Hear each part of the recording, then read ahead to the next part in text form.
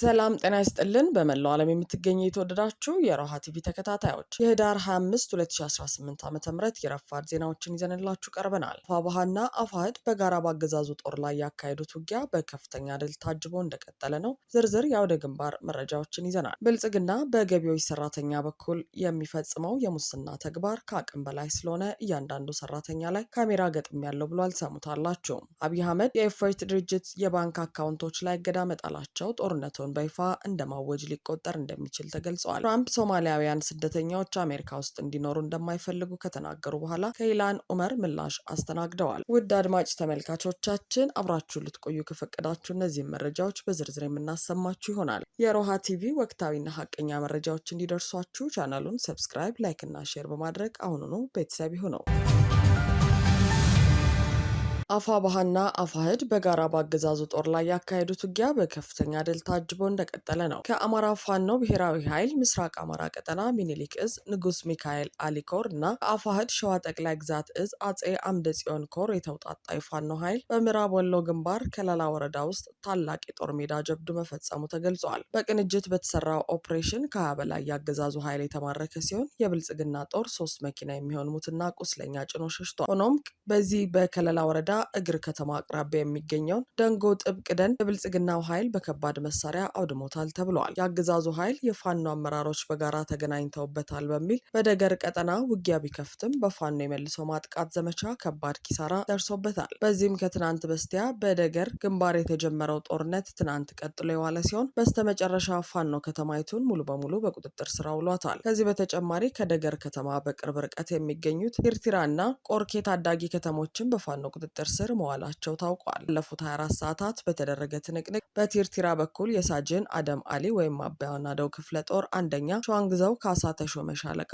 የብልጽግናን ኃይል ሲያባርር፣ ቆርኬ ላይ ደግሞ የዚሁ ክፍለ ጦር አካል የሆነው ሁለተኛ ድሪስ ተሾመ ሻለቃ ጀብዱን መፈጸሙ ተነግሯል። ፋኖችን ምት መቋቋም ያቃተው ኃይል ከቲርቲራ ጎራ ወርዶ እየሸሸ ተጉዞ ቀነሶ መንደር ሲደርስ አቶ ሁሴን ከማል የተባለ ገበሬን በእጨዳ ላይ ሳለ ረሽኖታል። በቆርኬ ግንባር 17 የብልጽግና ኃይል የተመታ ሲሆን 5 ወዲያውኑ ሲሞቱ 12 ቁስለኛ ሆነዋል። ይህ በእንዲህ እንዳለ የአማራ ፋኖ ብሔራዊ ኃይል ምስራቅ አማራ ቀጠና ሚኒሊክ እዝ ንጉስ ሚካኤል አሊኮር ዋሲል ክፍለ ጦር በጃማ ግንባር በተለይም በአቦል ዘርቃሚና ደጎሎ በኩል ያገዛዙን ጦር አከርካሪ መሰበሩ ተረጋግጧል። የወረዳው መቀመጫ የሆነችው ደጎሎ ከተማ እስከዛሬ ጠዋት ድረስ በተኩስ ስትናጥ እንደነበረም ከስፍራው የወጣው መረጃ ያመለክታል። ከቅዳሜ ዕለት ጀምሮ የዋሲል ክፍለ ጦር ሁለተኛ መብረቅ ሻለቃ አባላት የብርሃኑ ጁላን ጦር እረፍት ነስተው ሰንብተዋል። በዚህ የተበሳጨው ይህ ኃይል ከአረብ ሀገር ከመጣች 1 ወር በትክክል ያልሞላትን መረሸኑም ታውቋል። አፋሕድ ሸዋ ጠቅላይ ግዛት እዝ ቃል አቀባይ ፋኖ አበበ ሙላት በሰጠው ማብራሪያ ደግሞ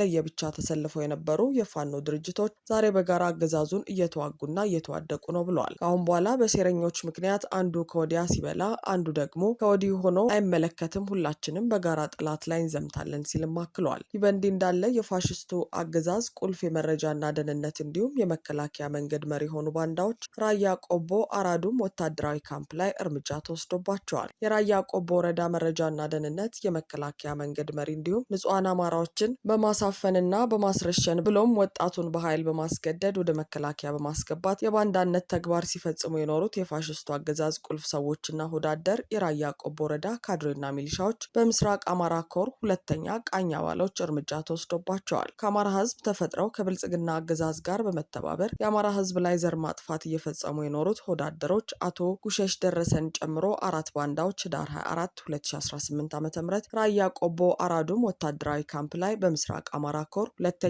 ቃኝ አባሎች እርምጃ እንደተወሰደባቸው ተገልጿል።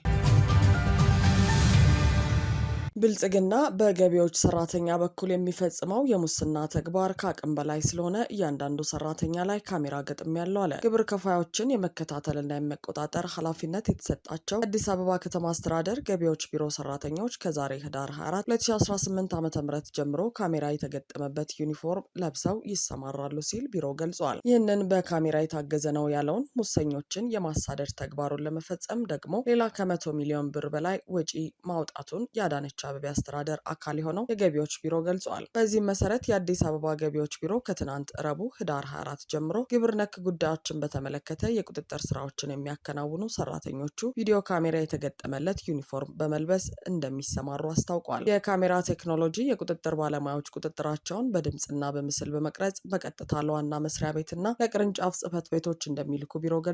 በመሆኑም በዋና መስሪያ ቤትና በቅርንጫፍ ጽህፈት ቤቶች የሚገኙ ባለሙያዎች በቡድን የሚንቀሳቀሱ የቁጥጥር ባለሙያዎች እያንዳንዳቸው በየትኛው አካባቢ ቁጥጥር እያካሄዱ መሆናቸውን እንዲሁም ከግብር ከፋዮች ጋር የሚያደርጓቸውን ንግግሮች በድምፅና በምስል የሚከታተሉ ናቸው ብለዋል። የሆነበትን ምክንያት ሲያስረዱ ደግሞ ከሙስናና ከዝርፊያ ጋር የተገናኘ መሆኑን አልደበቁም። አዳነች አቤቤ ከመርካቶ ጀምሮ እስከ መንደር ሱቆች የሚያሰማሯቸው እነዚህ የገቢዎች ሰራተኞች ነጋዴውን እያስፈራሩ የሚዘርፉ በመሆናቸው ነው። ይህን ዝርፊያ ላለፉት ዓመታት እያየ ያለፈው ብልጽግና ዛሬ ላይ በሁሉም አቅጣጫ ውጥረቱ ሲበረታበት ተጨንቆ የወሰነው እንጂ በሐቀኝነት ሙስናን ለማስወገድ አስቦ የፈጸመው አይደለም። በዚህ መንገድም የነጋዴውን ብሶት እንደማያስቀር ቢታወቅም ጫናውን ከራሱ ላይ ለማውረድ እንደተጠቀመበት ግን ይታወቃል። መንግስታዊ ዘረፋ በተንሰራፋበት በብልጽግና ዘመን ከመንደር ሚሊሻ እስከ ኢታማዦር ሹም ከቀበሌ ሊቀመንበር እስከ ጠቅላይ ሚኒስትሩ ሁሉም ዘራፊ መሆኑ ይታወቃል። እነዚህ አካላት በግላቸው እያስፈራሩ ከሚፈጽሙት ዝርፊያ ባሻገር በግብር በመዋጮና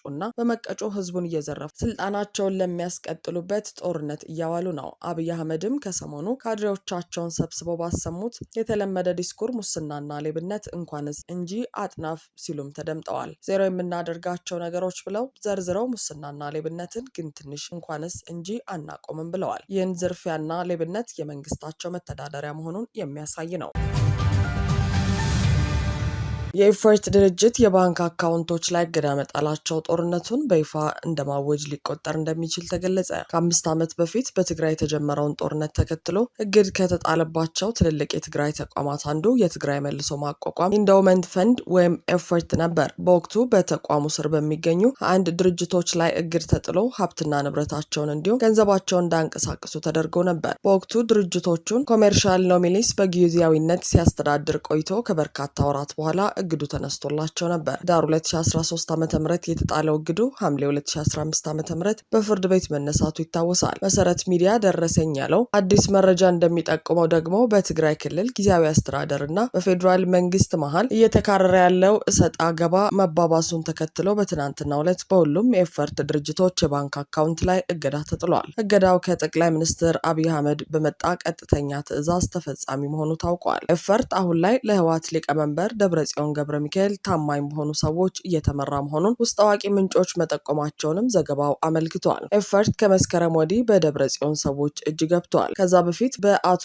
ቴዎድሮስ ሀጎስ የቦርድ ሰብሳቢነትና በአቶ በየነ ምክሩ ዋና ስራ አስፈጻሚነት ስር ነበር የሚመራው ያሉት ምንጩ የአሁኑ የጠቅላይ ሚኒስትሩ እርምጃ በቀጥታ በህወሓት አመራሮች ላይ ተጽዕኖ ለማሳደር የተወሰደ እንደሆነ ጥርጥር እንደሌላቸው ተናግረዋል። ቀድሞዎቹ አመራሮች ታማኝነታቸው ለአቶ ጌታቸው ረዳ ስለነበር ባሳለፍነው መስከረም ወር ጠቅላላ ጉባኤ ተጠርቶ ሁሉም እንዲቀየሩ ተደርጓል በማለት ሂደቱን አብራርተዋል። አሁን ላይ እገዳ የተጣለባቸው ድርጅቶች 17 ሲሆኑ ከዚህ በኋላ በሌላ ድርጅት ስር ይመራሉ ወይስ ስራ ያቆማሉ የሚለው እስካሁን አልታወቀም። የዛሬ 5 ዓመትም በኤፈርት ላይ እገዳ ተግባራዊ ሲደረግ ቀጥተኛ ትዕዛዝ ያስተላለፉት ጠቅላይ ሚኒስትር አብይ ነበሩ። ሱር ኮንስትራክሽን፣ መስፍር ኢንዱስትሪያል ኢንጂነሪንግ፣ መሰቦ ሲሚንቶ ፋብሪካ፣ ጉና ትሬዲንግ እንዲሁም ትራንስ ኢትዮጵያ በኤፈርት ስር ካሉ ግዙፍ ድርጅቶች ጥቂቶቹ ናቸው። የአብይ ውሳኔ ጦርነቱን እንደማቅረብና እንደማወጅ ይቆጠራል ሲሉም አስተያየታቸውን የጠየቅናቸው ፖለቲከኞች ነግረውናል። አብይ ለትግራይ በጀት ከልክለዋል፣ ነዳጅ እንዳይገባ አግደዋል፣ በክልሉ ያሉ ባንኮች ብር እንዳይኖራቸው አድርገዋል፣ የህወሓት ተቃዋሚ ታጣቂዎችን እያሰለጠኑ ነው፣ የሚዲያ ዘመቻ እያካሄዱ ነው፣ አሁን ደግሞ ለትግራይ ሰዎች የጀርባ አጥንት የሚባሉትን እነዚህን ድርጅቶች ማገዳቸው በቀጥታ ጦርነቱን እንደማወጅ ይቆጠራል ሲሉም ገልጸዋል።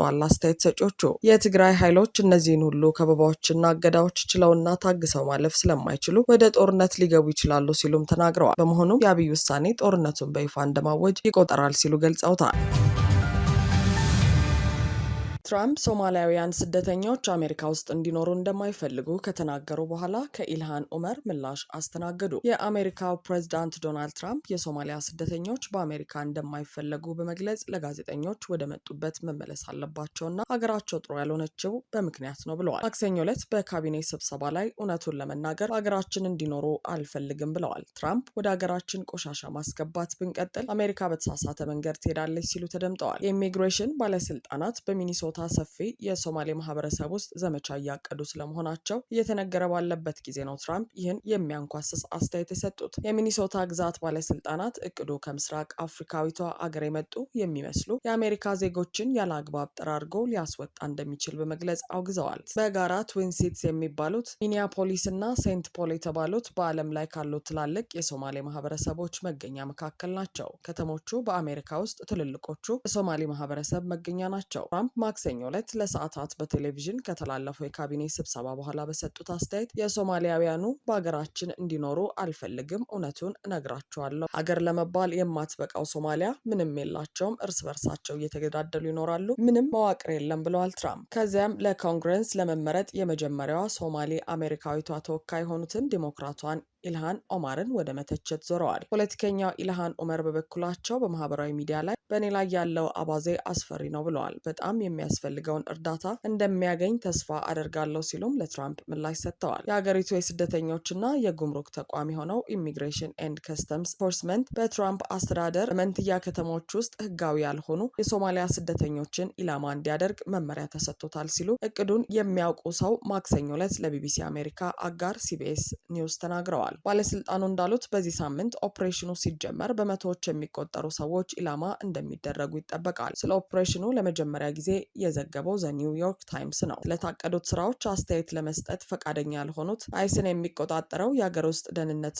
መምሪያ ቃል አቀባይ ማንኛውም ሰው በዘር ላይ ተመስርቶ ኢላማ ይደረጋል መባሉን ክደዋል። በየቀኑ አይስ በመላ ሀገሪቱ ያሉትን ህጎች ያስፈጽማል ብለዋል ረዳት ጸሐፊ ትሪሺያ ማክላውሊን። አንድን ሰው የአይስ ኢላማ የሚያደርገው ዘራችን ወይም ጎሳችን ሳይሆን በህገወጥ መንገድ በአገሪቱ ውስጥ በመሆናቸው ነው ብለዋል። ጋዜጣዊ መግለጫ ላይ የሚኒያፖሊስ ከንቲባ ጃኮብ ፍሬይ በአይስ የሚፈጸም ኦፕሬሽን የፍትህ ሂደት ይጥሳል ብለዋል። የአካባቢው መሪዎች እንደሚሉት ከሶማሊያ የመጡ ወደ 80 ሺህ የሚጠጉ ሰዎች እዚያ ይኖራሉ እና አብዛኛዎቹ የአሜሪካ ዜጎች ናቸው። የትራምፕ አስተዳደር ባለፈው ሳምንት በዋሽንግተን ዲሲ 2 የብሔራዊ ዘብ አባላት ላይ ጥቃት ከተከፈተው በኋላ በስደተኞች ላይ የሚያደርገውን ዘመቻ አጠናክሮታል። በአፍጋኒስታናዊ ጥቃት የተፈጸመባቸው የብሔራዊ ዘብ አባላት የ20 ዓመቷ ሳራ በኤክስትሮም እና የ24 ዓመቷን አንድሪው ወልፍን ሲሆኑ ሳራ ህይወቷ ሲያልፍ አንድሪው ደግሞ ከባድ ጉዳት ደርሶባታል። ባለፈው ሳምንት ትራምፕ በማህበራዊ ሚዲያ ላይ በሚኒሶታ ለሚኖሩ የሶማሊያ ነዋሪዎች የሚደረገው ጊዜያዊ ጥበቃን ለማቆም ማቀዳቸውን ገልጸዋል። ይህ ጊዜያዊ ጥበቃ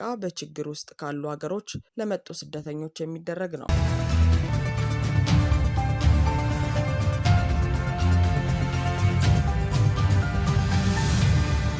አድማጭ ተመልካቾቻችን የሰዓቱ የሮሃ ቲቪ ዜናዎች የተከታተላችኋቸውን ይመስሉ ነበር። አብራችሁን ስለነበራችሁ ከልብ እናመሰግናለን። ሰላም